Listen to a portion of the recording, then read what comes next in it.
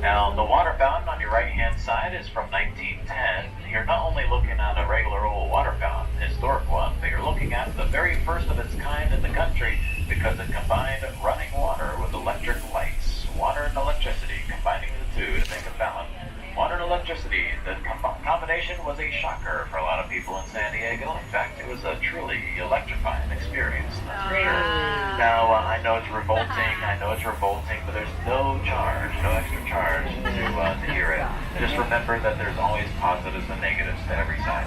Now, when it comes to the Gaslamp Quarter, though, as I mentioned, there are 93 historic buildings of the Gaslamp dating into the 1800s, and each one has a brass plaque on the doorpost that tells you the history of it and of what number of the 93 they are. One of those 93 historic buildings are coming up on your left-hand side. If you're here tomorrow, I definitely recommend checking it out. But on your left, it says Palace Pawnbrokers. Palace Pawnbrokers today is a pawn shop, but back in 1882, it was a gambling hall. And I know what you're thinking too, man. There's no difference between the gambling hall and a pawn shop. Same, exact same thing, different name. I understand. Hear me out. It was owned and operated by famous Wild West legend Wyatt Earp and his wife Josie. Now, after the OK Corral shootouts, Wyatt Earp wanted to be a businessman, make some money in San Diego. He heard all about Newtown. He heard about its blossoming economy, and so he wanted to be a part of it. He comes over to San Diego from Arizona on a horse-drawn wagon, and with his wife, he is now officially here and making 4 gambling halls. He owned 4 gambling halls total here in the Gaslamp Quarter area.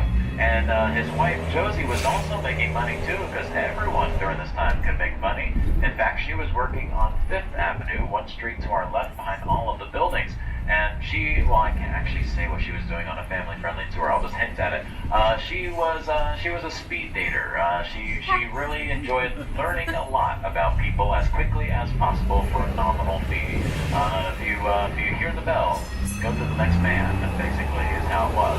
So everyone here was making money and having a good time.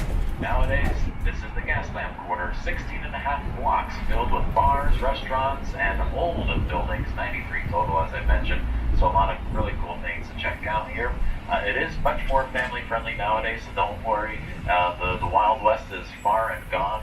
However, I will say, on a weekend, even on a Sunday, if you come out at night, you're going to see some interesting behavior choices in the nightlife of the Gaslamp, especially on 5th Avenue, one street to our left behind all these buildings.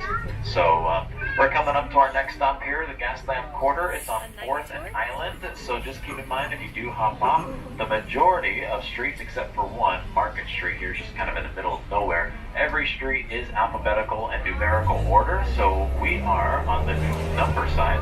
We have 4th right now, 3rd is to the right, 2nd, and then 1st. We have 5th on our left, 6th, 7th, all the way up to the 20th.